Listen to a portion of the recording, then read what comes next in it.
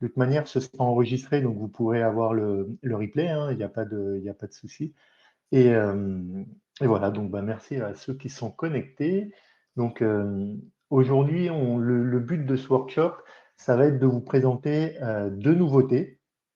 Donc la première, elle est déjà là depuis un petit moment, mais on a ajouté des fonctionnalités à l'intérieur. Donc c'est l'application recommandation SEO avec le système de variables et de fonctions, ça qu'on voulait vous montrer aujourd'hui. Et la deuxième, c'est le data storage qui vous permet d'avoir un espace pour stocker des données côté Edge SEO et pouvoir les réutiliser après à l'intérieur de vos recommandations SEO. Alors, vous voulez vraiment faire un focus sur ces deux applications parce qu'elles sont très puissantes, hein, vraiment couplées ensemble, et ça vous permet de pouvoir aller assez loin dans ce que vous pouvez mettre en place dans vos recos. Ensuite, on gardera un petit moment pour avoir vos retours. C'est important pour nous, en fait, d'avoir vos besoins, de savoir ce qui vous bloque aussi dans les applications pour pouvoir l'intégrer ensuite à la roadmap.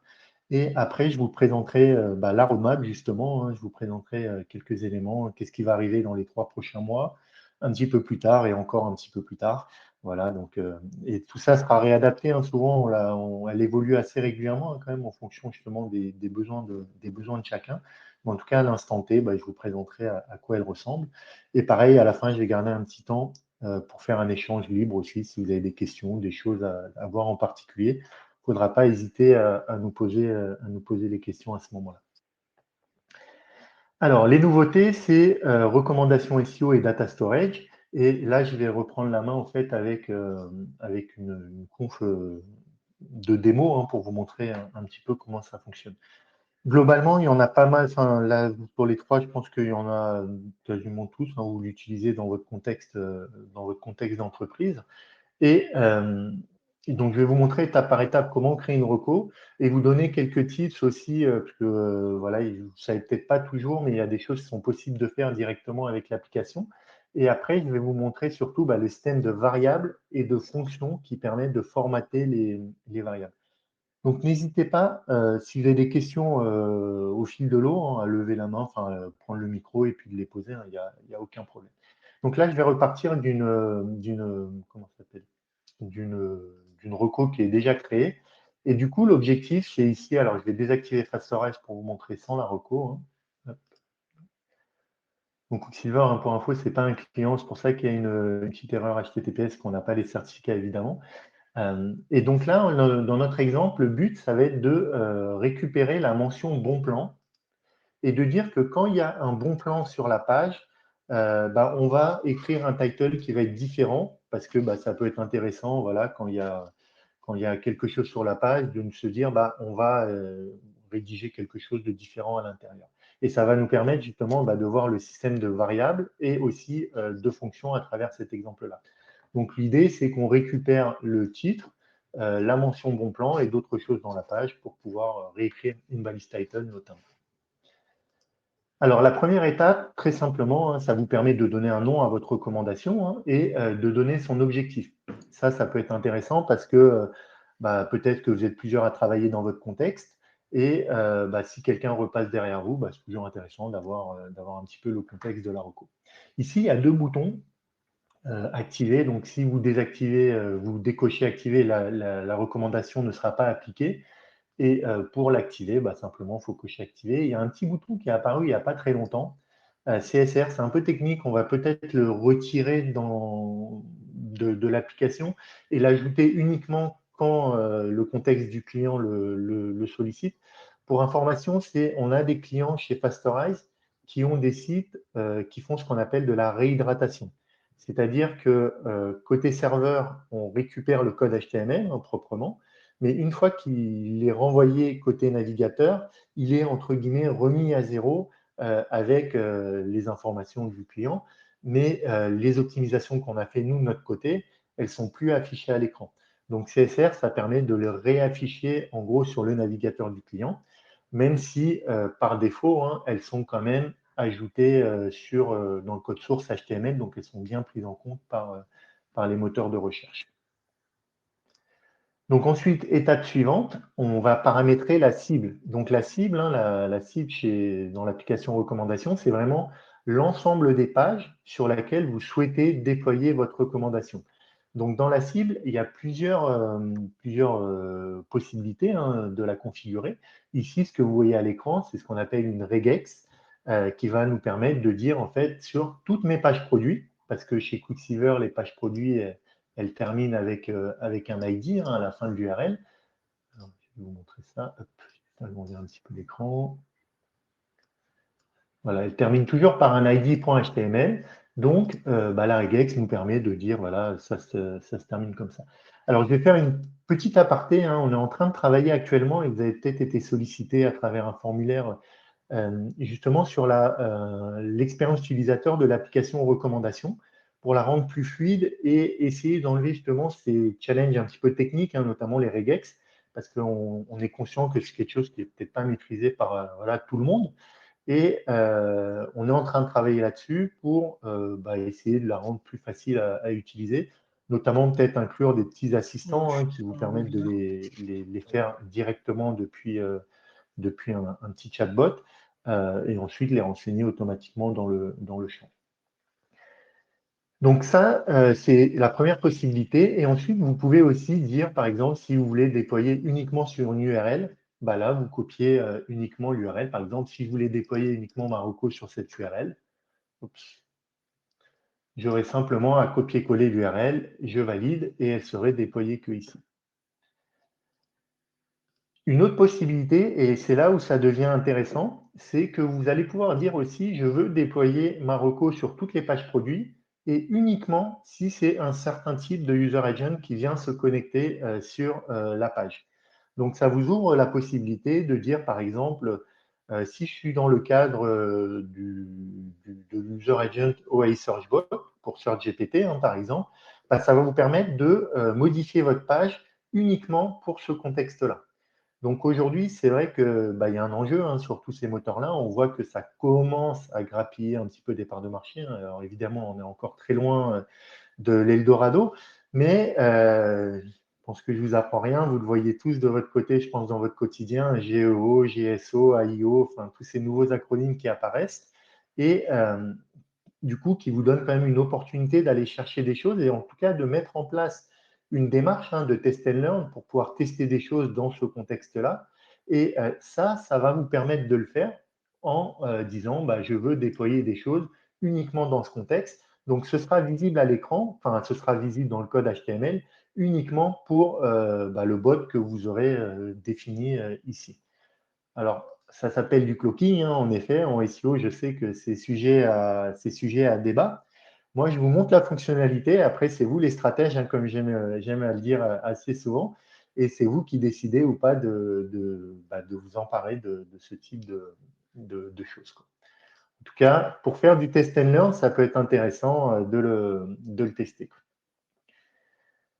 À l'étape suivante, on a ce qu'on appelle le dataset. Donc ça, j'y reviendrai un petit peu après, parce que dans cet exemple-là, j'en ai pas, mais j'y reviendrai juste après. Ça vous permet de connecter justement cette base de données pour pouvoir réutiliser les données ensuite dans les recours.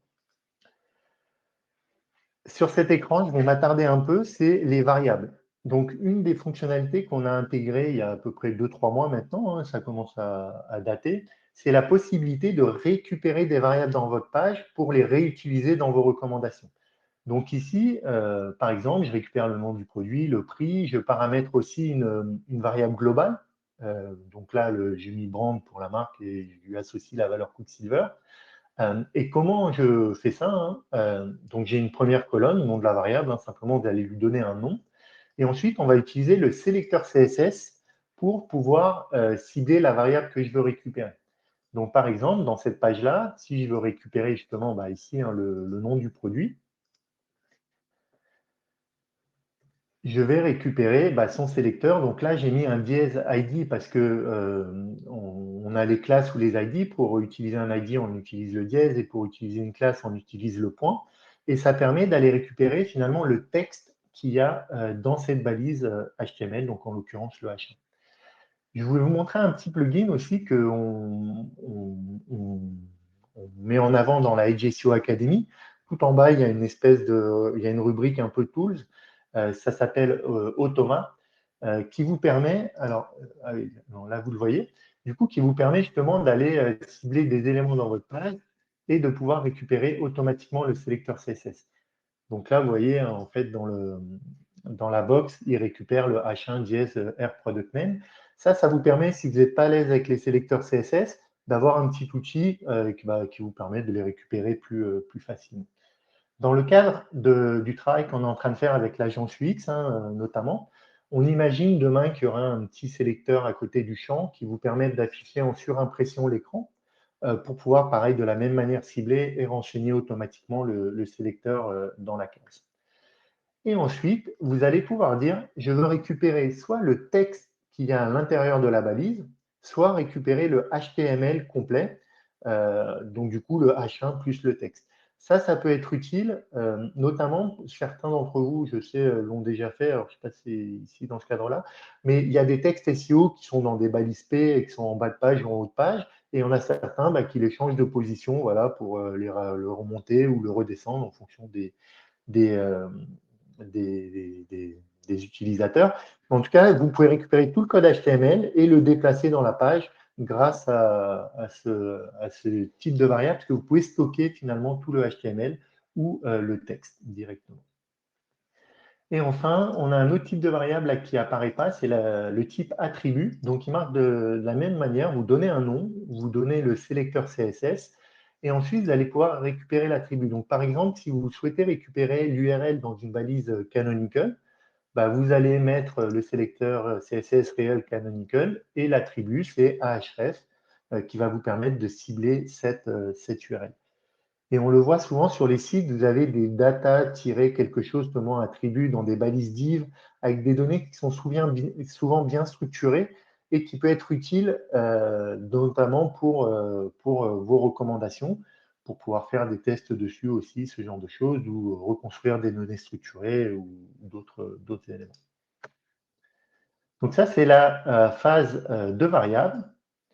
Et ensuite, vous allez vous retrouver donc sur l'écran où il y a toutes les recettes SEO que vous pouvez utiliser. Et donc, quand vous rentrez dans une recette SEO, donc là, c'est déjà renseigné, mais quand vous rentrez dans le champ, vous allez avoir ce petit panneau qui s'affiche. Et ce petit panneau, il va vous permettre d'utiliser justement les variables que vous avez configurées à l'étape d'avant et aussi des fonctions que vous allez pouvoir utiliser dans ces variables. Donc ici, l'exemple que j'ai fait, c'est que, en gros, je lui dis si il y a le is mon plan présent dans la page, donc c'est cette notion-là. En gros, je suis allé récupérer ce cartouche-là, et s'il existe, je vais modifier ma balise title. Donc là, c'est juste pour l'exemple, et j'ai rajouté la balise title de petits emojis pour que ce soit visible, et l'indication promo. Et après, je remets le nom du produit et au prix de coup de silver. Sinon, je viens réafficher tout simplement la balise title, pareil que j'ai récupéré dans une variable, de manière à la réafficher si jamais je n'ai pas la notion beau plan. Pour les plus techniques d'entre vous, je vous le dis parce que ça peut vous intéresser et là, pareil, on peut aussi vous accompagner quand vous avez des use cases un peu plus touchy, en tout cas, vous guider de la manière dont vous pourriez les mettre en place. On a un mode avancé qui va modifier la syntaxe et vous allez voir un petit peu le code de cette syntaxe-là. Et pour information, en fait, on se base sur un framework, une librairie JavaScript qui s'appelle Liquid.js, qui est utilisée chez Shopify. Et sachez que vous pouvez utiliser, en gros, toutes les fonctions de Liquid.js à l'intérieur de ces champs. Pour le moment, on en a intégré certaines, justement, dans les formulaires. Mais rien ne vous empêche d'utiliser tout ce que vous voyez là. Si vous avez besoin de formater des dates, ce genre de choses, tout ce qui est ici, vous pouvez, si vous avez besoin de compter des éléments dans une chaîne de caractères, vous avez à disposition vraiment toutes les fonctionnalités qu'on rajoutera nous aussi au fur et à mesure dans ce petit panneau, comme je vous l'ai montré tout à l'heure. Mais pour le moment, on ne les a pas tous rajoutés. On vous rajoute celles dont on estime qu'elles sont le plus utilisées et qu'elles apporteront le plus de valeur directement pour vous. Donc, notamment de mettre en première lettre la majuscule, de mettre en minuscule, d'enlever les espaces avant et après, ce genre de choses. Et surtout, de pouvoir faire un test conditionnel. Si j'ai quelque chose, alors j'affiche ça, sinon j'affiche autre chose. Et quand vous survolez, pareil, hein, vous avez la petite documentation qui vient de Liquid.js, hein, tout simplement, qui vous permet de revoir un petit peu comment fonctionne et qu'est-ce que fait la fonction.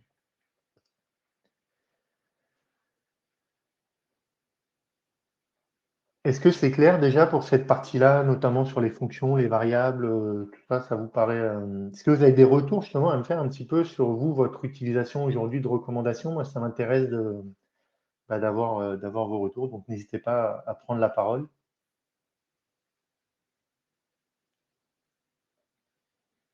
De notre côté, on commence à utiliser beaucoup recommandations, en tout cas pour certaines choses, et pour le moment, on est aidé par quelqu'un, mais oui, petit à petit, euh, c'est assez visuel, et si on s'y intéresse un petit peu, ça peut marcher, allez, ça marche. Ok. Et est-ce que vous allez dans la HSEO Academy justement pour voir la documentation sur les applications? En fait, c'est une question que je pose parce que c'est vrai que en ce moment, on est en train d'imaginer finalement rapatrier plus la documentation à l'intérieur des applications pour qu'elles soient accessibles plus rapidement et que vous n'ayez pas à aller naviguer entre deux sites. Et surtout, la contextualiser à chaque étape. Avoir, par exemple, quand vous êtes dans l'état des regex, vraiment un focus sur les regex. Comment vous l'utilisez, vous, au quotidien? Est-ce que c'est quelque chose que vous... Effectivement, je pense que ça peut être intéressant d'avoir ceci à disposition à chaque étape. Je prends un peu l'exemple d'Excel qui, quand tu écris une formule, en fait, en dessous, te met une petite aide pour dire, voilà, il faut compléter telle partie, telle partie et telle partie. Et il te donne la syntaxe également. Je trouve que c'est pas mal si on pouvait avoir ça aussi. Ok. Contextualisé à chaque étape. En tout cas pour ma part. Non, mais c'est la direction qu'on prend pour information. On a beaucoup échangé avec l'agence et c'est des retours qu'on nous a fait aussi par ailleurs. Donc, c'est vrai que c'est quelque chose qu'on est en train de prendre comme direction. Est-ce que Nicolas, Fabien ou les Mani veulent prendre la parole sur le sujet?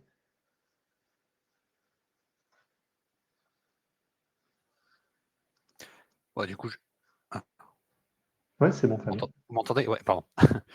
En fait, c'est plutôt génial de manière générale. Là, je vois que les variables, en fait, j'avais pas du tout imaginé que c'était possible. Et à chaque fois qu'on présente des choses, je découvre des choses que j'avais pas du tout imaginé pouvoir faire. Et c'est ça finalement, parfois qui nous limite, je pense, c'est qu'en fait, on n'imagine pas à quel point ça peut avoir beaucoup d'impact et ça a beaucoup de puissance. Et, et paradoxalement, en fait, ça nécessite du coup beaucoup de connaissances, notamment les regex.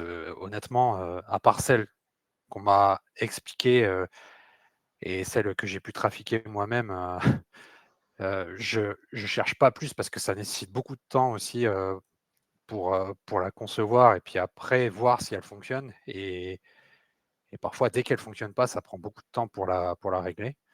Après, il faut pouvoir trouver sur le site le HTML et tout ça.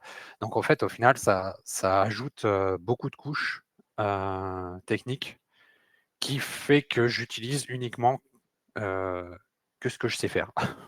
Ok. Voilà. Donc, ce que disait Loïc, un, un outil qui permettrait de contextualiser, de corriger ce qu'on fait, ouais, c'est sûr que ce serait génial.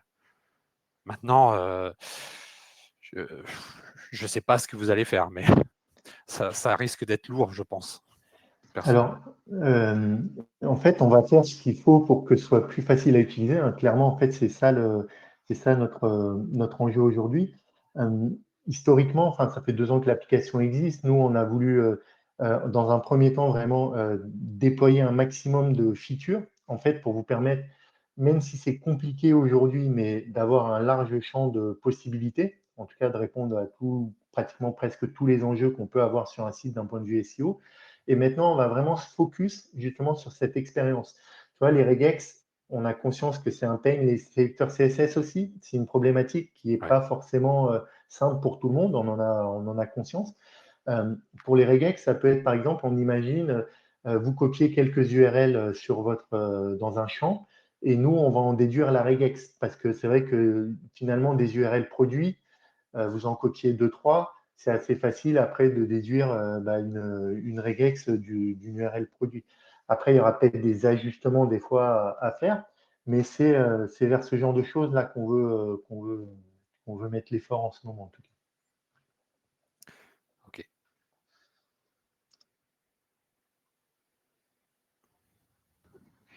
Moi, je voulais compléter un petit peu ce que disaient Loïc et Fabien. Moi, je trouve super en fait le fait que justement ce soit de plus en plus facile à utiliser. D'autant que, enfin, je vais être honnête, moi, Loïc, je le coach depuis 2 ans maintenant et je passe de moins en moins de temps avec lui. Donc, le fait que ce soit user-friendly, c'est vraiment cool. Je voulais faire attention quand même. Je pense que même si on va vers une simplification de l'outil, le support que peut apporter la compte est quand même indispensable sur un outil comme ça, parce qu'on peut avoir des effets de bord, on peut avoir plein de choses qui peuvent mal se passer quand on configure quelque chose comme ça. Donc, moi, je trouve que l'apprentissage avec la compte et les améliorations que vous donnez, c'est ça le combo gagnant. C'est pas juste d'améliorer le UX, faites attention à ça simplement. Ouais. Bien reçu, mais c'est dans notre ADN, ça vraiment d'accompagner les gens, donc on sera toujours en support là-dessus.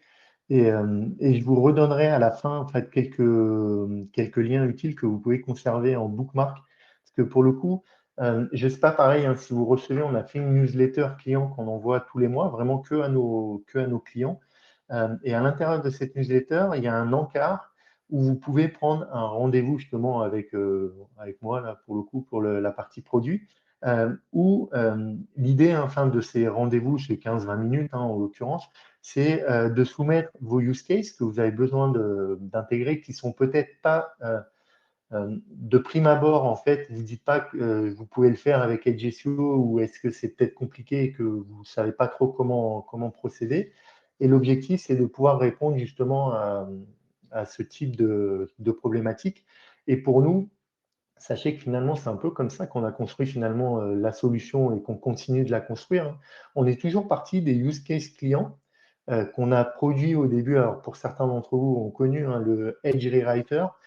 C'était vraiment cette fenêtre de code voilà, où on codait les recommandations et là pour nos clients, parce que c'était impossible pour nos clients de le faire de leur côté. Et c'est ça qui nous permettait finalement de comprendre les besoins et ensuite d'aller créer des applications. Et comme je disais, maintenant, la prochaine étape, c'est d'essayer de les rendre encore plus user-friendly et d'accompagner déjà d'un point de vue documentation un petit peu mieux. Mais cette partie accompagnement, voilà, de poser des questions et tout, enfin, n'hésitez pas. Et c'est aussi le sens finalement de ce rendez-vous-là qu'on fait aujourd'hui, hein, ce premier workshop. Je pense qu'on en fera voilà, régulièrement. On essaiera de mettre en place ce rendez-vous. Pour 2 raisons, parce que nous aussi, hein, ça nous intéresse d'avoir votre avis, hein, justement, et de pouvoir communiquer ensemble voilà, sur les nouveautés, de comprendre vos enjeux et vos besoins. Si c'est bon pour vous, je vais passer à Data Storage, si vous n'avez pas d'autres questions là-dessus. Donc Data Storage, justement, c'est un petit peu l'exemple de un peu comment on a fonctionné avec Edge SEO, hein. Au début, Data Storage, c'était donc une solution où on peut stocker de la donnée et il fallait importer les données en JSON. Donc c'est un format aussi, pareil, voilà, très employé par les techs, mais ce n'est pas quelque chose qui est naturel pour tout le monde d'écrire du JSON et ça, on en a conscience. Donc récemment, on a donné la possibilité d'importer des fichiers CSV. Donc, concrètement, comment ça se matérialise, hein? Là, j'ai un dataset, ce qu'on appelle. Donc, Data Storage, c'est l'application et dataset, c'est une base de données que vous pouvez créer dans Data Storage. Aujourd'hui, vous pouvez en créer autant que vous voulez, hein. Il n'y a pas spécialement de limitation. Et ce dataset, il fonctionne avec plusieurs colonnes. Donc, la première colonne, c'est l'URL finalement sur laquelle vous souhaitez associer des données. Et après, vous pouvez créer autant de colonnes que vous le souhaitez et les nommer comme vous voulez. Là, ce n'est pas comme Bulk SEO où vous avez finalement un template de colonnes et il faut respecter le template et qui vous permet de faire des choses vraiment très précises. Ici, c'est plutôt l'idée, c'est de vous dire, voilà, moi, sur mes pages produits, je veux ajouter des données structurées, je veux les générer de mon côté en maille, je veux ajouter des textes SEO, des blocs de maillage interne ou tout un tas de choses que je veux associer à une URL. bah, vous allez créer tout ce contenu en amont et ensuite, vous allez pouvoir le renseigner dans vos colonnes. Et après, ces contenus-là, vous allez pouvoir les réutiliser dans vos recettes SEO. Donc là, pareil, je vais repartir d'un exemple. Donc ici, j'avais créé un petit dataset, alors c'est Quick FAQ. Très simplement, pour ajouter, vous ajoutez votre fichier CSV et vous pouvez modifier ou supprimer ensuite des éléments dans le dataset. Donc là, encore une fois, comme vous voyez, c'est assez en boîte noire quand même. Vous n'avez pas accès visuellement à vos données. Donc ça, c'est quelque chose sur lequel on travaille. Je vous verrai juste après dans la roadmap.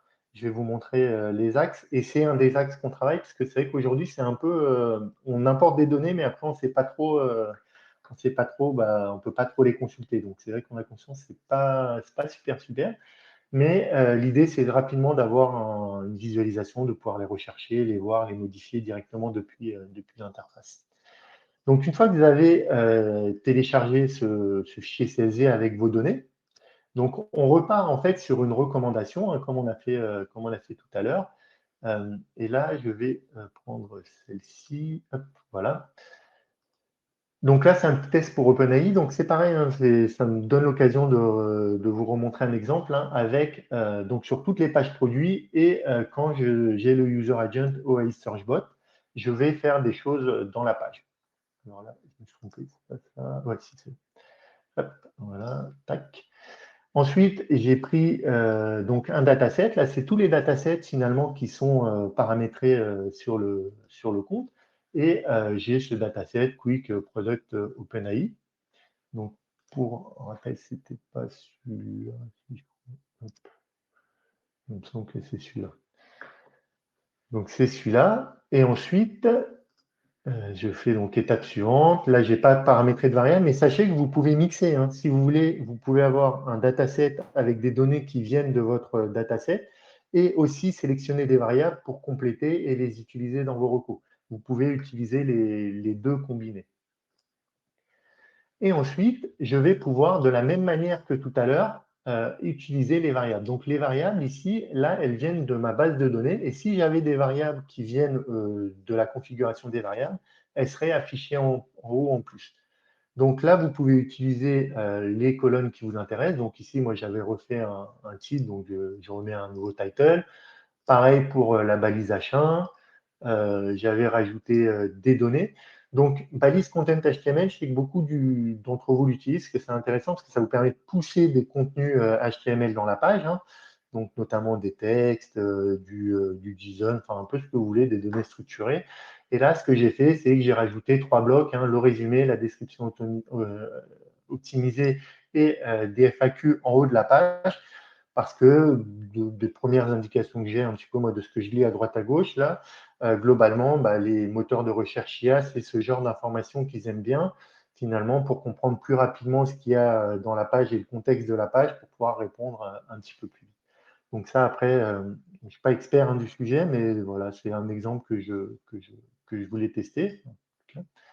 Voilà, donc très simplement, de la même manière, vous pouvez utiliser les variables de votre dataset directement dans l'application recommandations SEO.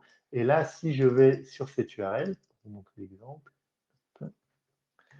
parce que oui, très important, c'est de préciser, ici, vous allez donner une regex qui est générale. Donc là, je vais dire, je veux que ça s'applique sur toutes les fiches produits, mais après, on appliquera la reco uniquement sur les fiches produits, en gros, que vous avez paramétrées ici.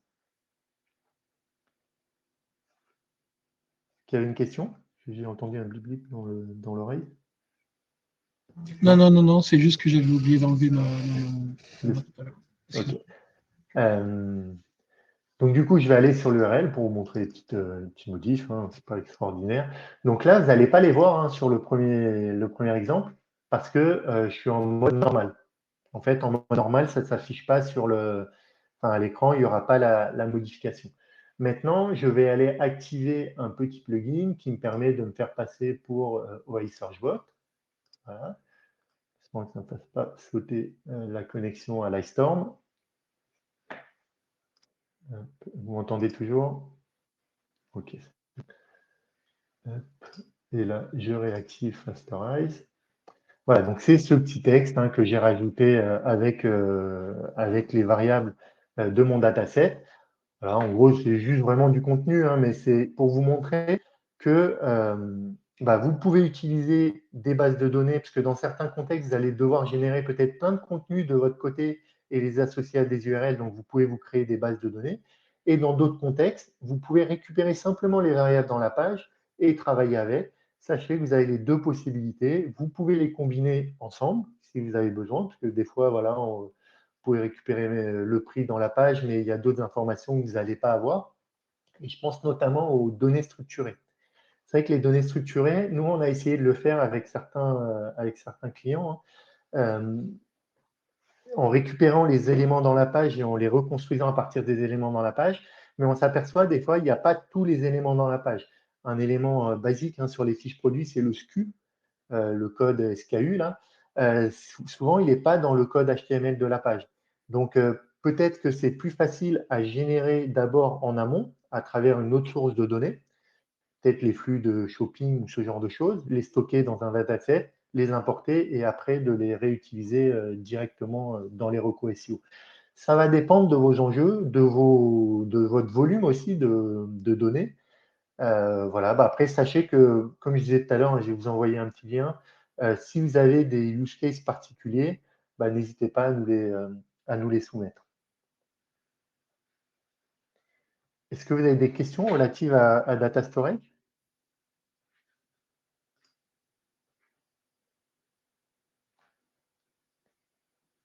Non? Alors, je passe à la suite. Là, c'est le moment, voilà, si vous avez des questions, des remarques, alors surtout, pas forcément que là, les deux applications que je vous présentais, n'hésitez pas à me les poser, à échanger. Là, c'est le moment un petit peu.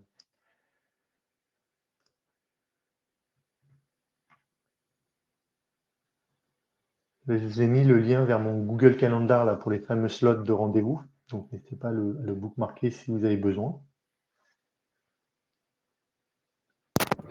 Je vais commencer. Actuellement, j'ai pas beaucoup de questions parce que vous êtes assez réactif en fait quand on contacte l'account manager ou quoi, on a très vite des réponses. Donc finalement, on reçoit, il nous suit, et il nous aide à appliquer nos recommandations et on reste pas dans le flou très longtemps. Enfin, on reste pas dans le flou en fait, tout court. Et on prend bien le temps pour construire les choses. Et on reçoit plusieurs avis sur les recommandations parce que les choses, on peut les faire de plein de façons différentes. Et pour ça, je trouve qu'on est assez bien conseillé pour les avantages et les inconvénients de telle ou telle solution. Et ici, on a la présentation des nouveaux modules, mais finalement, vous l'utilisez déjà quand on vous pose des questions pour des optimisations, vous les utilisez déjà en avance. Donc, on est un peu familiarisé déjà avant une présentation comme celle-ci. Voilà. Merci Luc. Dans le chat, je vous mets, si vous avez 5 minutes pour répondre à ce questionnaire après le rendez-vous, je sais que certains d'entre vous l'ont déjà fait. Sachez que ça nous aide beaucoup, c'est pour améliorer justement l'expérience de l'application recommandation SEO, notamment, sur laquelle on travaille. Donc, n'hésitez pas après, si vous avez 5 minutes, à aller répondre aux questions. Si vous n'avez pas d'autres questions, je vous propose de passer à la roadmap et on se donnera pareil un petit moment à la fin si vous avez d'autres choses qui arrivent en tête. Alors, dans les 3 prochains mois, voilà ce sur quoi on commence à travailler et on travaille déjà pour certains sujets. Vous avez tous entendu parler, j'imagine, du fichier llms.txt qui permet de dialoguer justement avec les moteurs de recherche de type IA, de type LLM. Alors aujourd'hui, ce n'est pas un standard encore, validé, approuvé comme peut l'être le robot.txt, mais par contre, c'est important pour nous de le proposer pour une raison simple, c'est que dans l'ADN de la solution Edge SEO, il y a le test and learn aussi beaucoup. C'est vraiment l'état d'esprit, en tout cas premier, dans lequel on a voulu construire cette solution. Et justement, le fait de pouvoir vous mettre entre les mains ce fichier-là et pouvoir l'activer et faire des choses avec, pour nous, c'est important dans le sens où ça va vous permettre de tester, de voir si concrètement ça change des choses pour vous dans vos stratégies de travailler avec. Oui, Lémanie?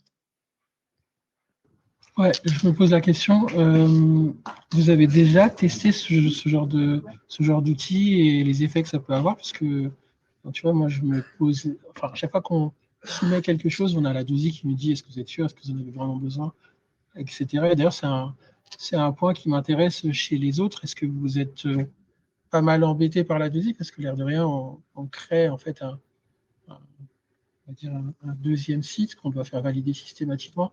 Et nous, de temps en temps, on peut avoir on va dire des temps d'attente entre le moment où on demande quelque chose et le moment où on peut le mettre en production. Du coup, moi, la question que je me pose, c'est qu'est-ce que ça donne déjà aujourd'hui avec les tests que vous avez pu faire? Puis de Robo.txt, parce que finalement, aujourd'hui, nous, on utilise Robo.txt même pour les LLM, pour le moment. Est-ce que, du coup, moi, la vraie question que je me pose, c'est est-ce qu'on doit vraiment aller là-dessus? Est-ce que vous avez déjà testé? Et si oui, alors dans ces cas-là, quels effets ça a eu chez les premiers qui ont testé, quoi? Alors moi, je ne peux pas répondre pour les autres. Honnêtement, nous, ce qu'on va faire, c'est vous proposer la fonctionnalité justement pour le tester de manière autonome, sans passer justement par la DOSI, notamment, ce genre de choses. Après, de ce que je perçois globalement, c'est qu'il y a beaucoup de gens qui en parlent, mais c'est pas réellement encore. Enfin, j'ai pas l'impression que ça a un vrai impact encore, mais que potentiellement ça va en avoir un. Mais c'est vraiment très personnel. J'ai pas testé de manière concrète parce qu'on l'a pas encore nous-mêmes pour nous pour Fastorize, pour s'amuser avec aussi. Mais je sais pas s'il y a d'autres personnes qui ont des retours là-dessus. Peut-être Nicolas ou Fabien.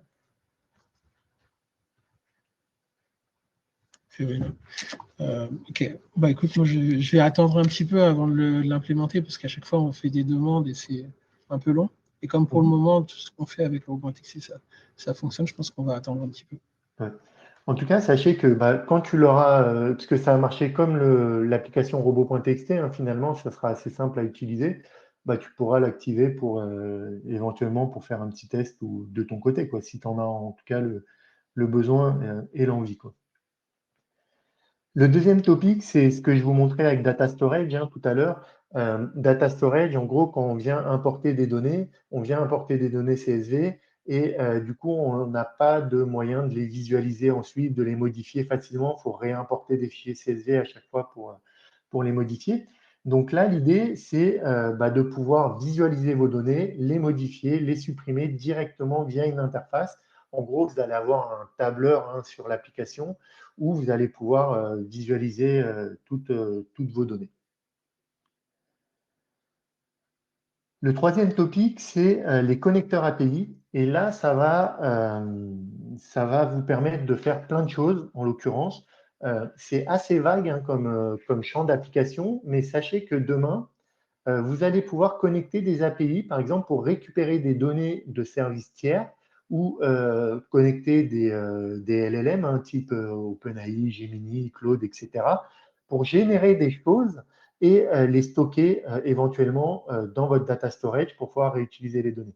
Je vais donner deux, trois exemples pour que ce soit bien plus clair pour tout le monde. On a des clients, par exemple, qui sont dans un contexte international où ils ont, par exemple, une balise H1 qui est mal traduite. Donc, avec ce type de fonctionnalité, vous allez pouvoir dire, quand je suis sur ma page, en gros, je viens récupérer la balise H1. Si elle n'est pas en anglais, je l'envoie à un service de traduction automatique qui me renvoie la réponse en anglais que je stocke dans Data Storage. Et ensuite, j'affiche la version du H1 en anglais. Donc, ça vous permet, par exemple, d'avoir ce type de traduction.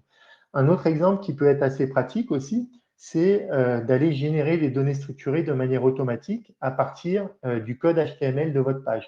Vous pourriez utiliser un LLM où vous allez récupérer dans une variable le code HTML de votre page, vous l'envoyez au LLM avec un prompt qui demande de générer, par exemple, les données structurées de produits à partir du code HTML, et le LLM renvoie la réponse, et ensuite vous stockez dans Data Storage et vous l'affichez à l'écran.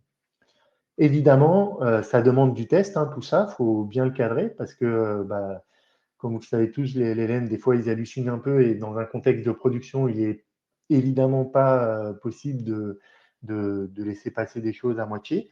Mais voilà, ça va vous ouvrir tout un tas de possibilités, notamment aussi sur un use case qu'on peut avoir avec les outils comme Bazaar Voice et d'avis vérifié, ce genre de choses sur les pages. Souvent, ils sont injectés côté client en JavaScript et du coup, ils sont mal crawlés par les moteurs de recherche, parce que bon, même si Google dit qu'il crawl le JavaScript, en l'occurrence, c'est plutôt compliqué quand même pour lui. Donc, c'est mieux de l'avoir dans le code source.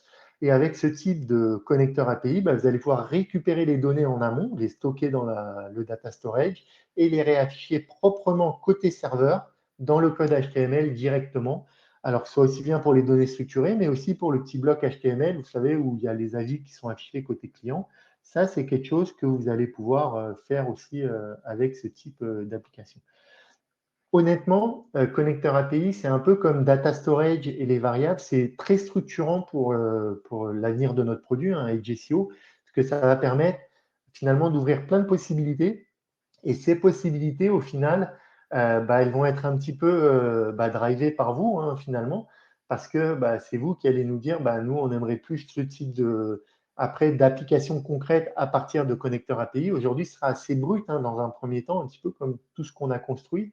Et au fur et à mesure, on va le décliner en applications concrètes jusqu'à, voilà, vous n'avez plus qu'à mettre une clé API, par exemple, de votre Bazaar Voice et que ça génère automatiquement tout ce qu'il faut dans votre page. C'est ça l'objectif à la fin qu'on a, nous, avec ce type d'application. Et enfin, le quatrième topic, qui est ce que je vous disais tout à l'heure, hein, c'est l'amélioration de l'expérience utilisateur de recommandations SEO.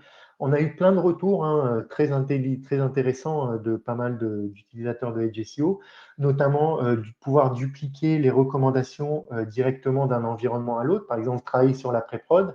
Si vous devez pousser en prod, faut redupliquer la recommandation et ça, c'est fastidieux, c'est un peu chiant. Donc, on va créer par exemple un bouton dupliquer vers l'environnement que vous le souhaitez et même dupliquer directement dans l'environnement sur lequel vous êtes. Pareil, quand vous voulez modifier une recette que vous avez fait dans une recommandation, par exemple mon title, vous êtes obligé de cliquer suivant pour arriver à l'étape qui vous intéresse. Donc ça, c'est pareil, c'est des retours qu'on a pris en compte pour la refonte de l'application. De la même manière, la documentation, qu'elle arrive bien étape par étape, qu'elle soit l'étape des regex, qu'on vous guide sur les regex, sur les variables, qu'on vous guide sur les variables, ce genre d'informations. Et aussi, on a souvent ce retour, et c'est vrai qu'on en a conscience, ne vous inquiétez pas, on va s'améliorer aussi là-dessus, c'est les messages d'interface. Souvent, ils ne sont pas assez précis, vous n'avez pas et même des fois, il n'y en a pas. Hein. Par exemple, ça peut arriver qu'il y ait des erreurs sur des regex, par exemple, des erreurs sur les sélecteurs CSS. Et en fait, on ne vous l'indique pas, et du coup, ça ne fonctionne pas, et vous ne savez pas pourquoi, et c'est vrai que ça peut être frustrant. Donc, ça, c'est des éléments sur lesquels on travaille actuellement à travers la refonte de l'application.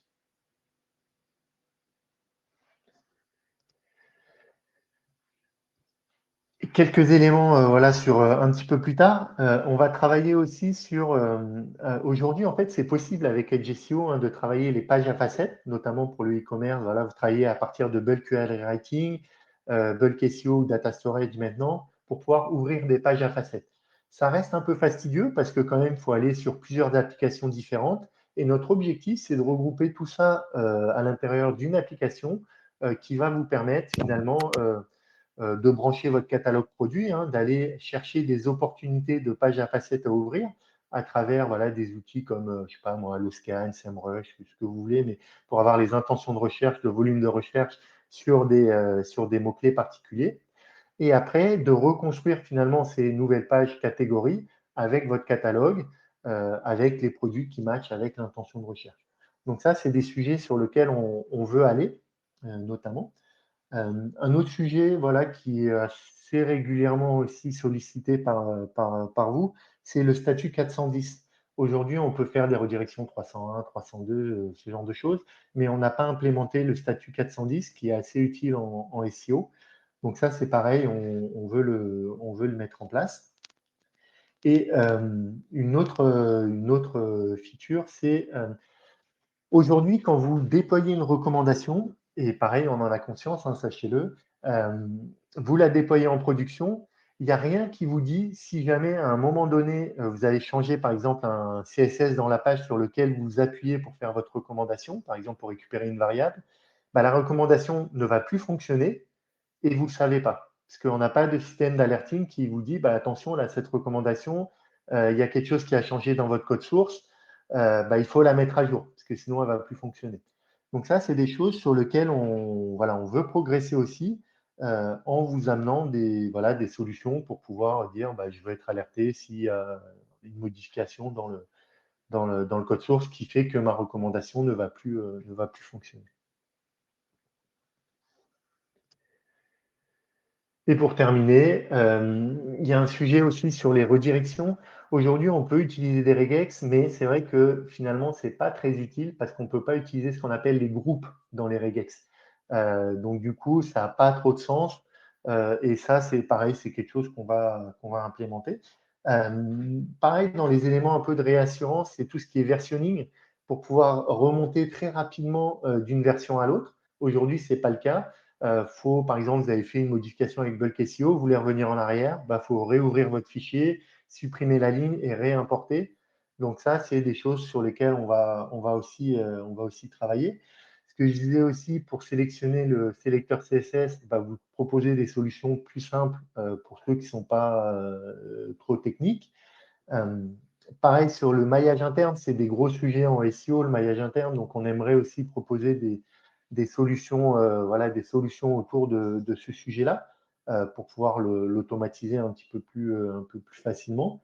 Et après, avoir aussi des outils de monitoring, notamment sur tout ce qui est 400, 500, de pouvoir vous donner ces informations-là pour que vous, de votre côté, vous puissiez réagir et dire, là, j'ai plein d'erreurs 500 d'un seul coup, ça vient d'où? Peut-être qu'il y a eu des problèmes sur vos serveurs ou ce genre de choses, et de pouvoir réagir en conséquence de votre côté. Donc, comme je le disais en début de workshop, nous, la roadmap, honnêtement, tous les 3-4 mois, elle est rechallengée. Là, on met des topics. Les 3 premiers mois, sachez, là, on travaille vraiment dessus. Mais après, il y a des choses qui évoluent parce qu'il y a plein de demandes assez communes qui arrivent de nos clients. Et on se dit, quand même, la priorité, c'est de répondre à ces problématiques-là. Donc, si vous avez des besoins, des requêtes à nous formuler, n'hésitez pas à le faire. Quoi qu'il arrive, de toute façon, nous, on les conserve. Et après, on arbitre en fonction, pareil, parce que nous, on a un peu aussi les mêmes problèmes que finalement rencontrent les SEO. On a une équipe technique qui n'est pas multipliable à l'infini. Donc, on va challenger la roadmap en fonction de nos clients, la valeur qu'on peut apporter dans chaque feature et ce qui peut être priorisé, dépriorisé. Et voilà, c'est un peu comme tout le monde, on va arbitrer en fonction de plusieurs critères. Donc, en tout cas, n'hésitez pas à nous donner la matière, parce que finalement, c'est à partir de cette matière-là qu'on va pouvoir ensuite prioriser. Donc, je crois qu'on a dépassé un peu, mais si vous avez encore un petit peu de temps, n'hésitez pas maintenant si vous avez des questions, si vous voulez échanger sur des sujets, c'est le moment. Alors, moi, je vais vous laisser. Par contre, je ne savais pas qu'on pouvait prendre rendez-vous. Je ne devais pas aller au bout de la newsletter à chaque fois. Mais il y a des chances que dans les semaines à venir, j'en prenne un. Et voilà. Avec plaisir. Vraiment, n'hésitez pas. Nous, ça nous permet en fait de nous nourrir. Moi, en tant que product manager chez Pastorai, ça me permet de comprendre vos besoins et après de les réinjecter finalement dans la solution. Donc, n'hésitez pas à le faire. Et voilà. Mais sinon, tout le monde reçoit bien la newsletter. Moi, je la reçois, je la lis. Après, j'ai peut-être pas été jusqu'au bout. Encore une fois, je l'ai découvert, là, j'ai regardé en même temps. Je me suis dit, oui, mais je n'ai pas du tout fait attention. Manu, Loïc, vous la recevez bien, juste pour être sûr. Oui, je la reçois bien. Ouais, je la reçois, mais c'est juste que j'ai trop de mails en fait. Après, il n'y a pas de souci, moi je comprends. Je suis comme vous, on reçoit plein de newsletters, mais c'est juste pour savoir, tu vois, déjà si elle est arrivée au moins à bon port. Quoi. Non, ça arrive. Et non, mais globalement, on est plutôt très satisfait. Maintenant, c'est ce que je te disais.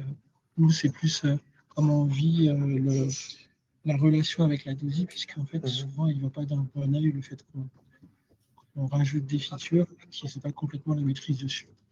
Donc, c'est plus comment on vit avec ça. Et surtout, moi, j'ai bien aimé le dernier truc que tu as, le dernier point que tu as mis en place, c'est le test, l'alerting des tests, parce que l'air de rien, tout ce qu'on met en place n'est pas vraiment monitoré du coup par le dossier. Et si demain, je n'importe quoi, on vient de mettre en place les pages marques, demain ça pète, on va devoir le sortir. Et ce sera un peu trop tard quand Loïc fera son premier mensuel. Donc c'est plutôt un bon point. Et je vais jouer dans le bon oeil aussi les rendez-vous que tu proposes, parce que du coup, ça peut aussi nous aider à accélérer quand on a besoin. Cool. Moi, j'avais pas de questions particulières. En fait, je pensais que c'était un peu la découverte là. Ok. Et vous avez aimé ce format? Parce que nous, c'est nouveau, hein, honnêtement. Voilà, on apprend aussi en marchant. Est-ce que c'est quelque chose que voilà, vous participiez si on le fait tous les 2 mois, tous les mois? Enfin, selon vous, ce serait quoi le bon rythme pour faire ce type Honnêtement, je sais de. pas. Moi, je me dis qu'il n'y a pas de bon rythme, c'est plutôt chaque fois que vous avez des features vraiment Des impactantes. opportunités, hein. Voilà, faut avoir des choses à dire aussi. Enfin, Oui, tout à fait. Mais si c'est juste pour le faire, pour se voir, c'est pas une peine. ouais, on peut dire bonjour, mais bon. Ça marche. Là, j'avoue, je sais même pas si, puisque j'ai vu le mail assez vite, je sais même pas si ça parlait du contenu. Si ça parlait du contenu, le mail. Je crois, ouais, quand même. Je pense Là, je qu'on sais. avait fait un Ouais, je petit peu pense. Hein, de. enfin, ça paraît évident, mais je m'en rappelle plus. Mais honnêtement, là, ce dont on a parlé aujourd'hui, enfin, c'est quelque chose que je connaissais pas du tout. Donc, Non, mais c'est intéressant, hein, parce que rien que ce feedback, en vrai, nous, ça nous montre qu'on communique pas si bien que ça, quoi, au final. alors, Parce que justement, c'est. faut faire attention parce que je sais pas si c'est le cas. Je m'en souviens pas. C'est ça qui. C'est pour ça que j'essaye de trouver le mail.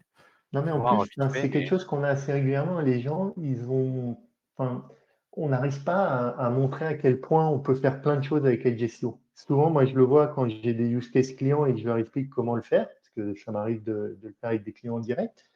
Euh, je dis, ah bon, on pouvait, quoi. Et c'est ça qu'il faut qu'on arrive à mieux, je pense, à mieux valoriser aussi dans nos. malheureusement, moi, je sais que je suis limité par le fait que je me rends pas compte de ce que je peux faire avec Edge SEO, clairement. Mais parce qu'en fait, tout simplement, enfin, je sais ce que je peux faire maintenant parce qu'on me l'a montré. Mhm. J'applique uniquement ce qu'on m'a montré hein, depuis que j'utilise Edge SEO. Hein. Ok. C'est triste un petit peu parce que je vois aujourd'hui qu'on pourrait faire beaucoup plus. Mais ouais, voilà, c'est ma réalité, ça. Ouais.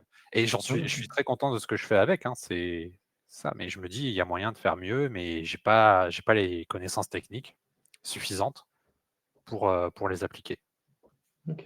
Oui, c'est malheureusement. intéressant comme retour. Et donc le mail parlait bien ouais, de data storage, recommandations dynamiques et variables dynamiques. Donc honnêtement, je savais pas trop. Il y avait 3 petits points à la fin aussi, ça pouvait peut-être sous-entendre qu'il y avait autre chose. Mais... Ça, c'est au cas où on avait des surprises. Mais non, là, non, du coup, vous parliez bien de ce dont vous parliez aujourd'hui. C'est bon.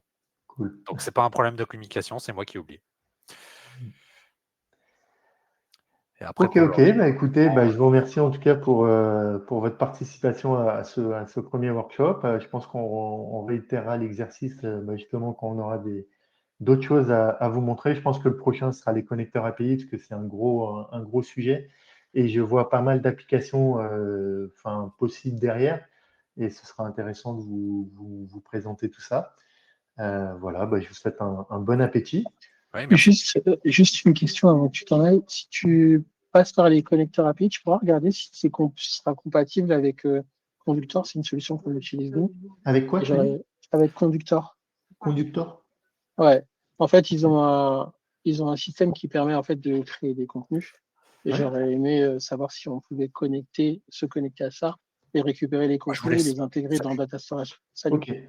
Dans Écoute, Data Storage. là, je regarde juste rapidement. Conducteur, j'ai tapé conducteur API. Il y a bien une API qui existe, a priori. Mhm. Donc, à partir du moment où elle existe, on pourra se connecter. Alors, ça se connecter, je suis sûr. Par contre, est-ce que toutes les données qu'on peut utiliser dans le conducteur seront réellement dispo pour Par vous? l'API, Je il sais faudra pas. regarder. Ouais, C'est sûr. je suis pas sûr.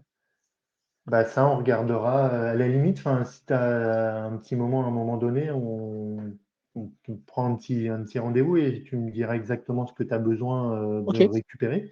ça Et marche. On puis, fera ça. je regarderai dans la doc ce qu'on peut récupérer ou pas, quoi. Ok, entendu. En tout cas, avec Merci plaisir. beaucoup. Je t'en prie.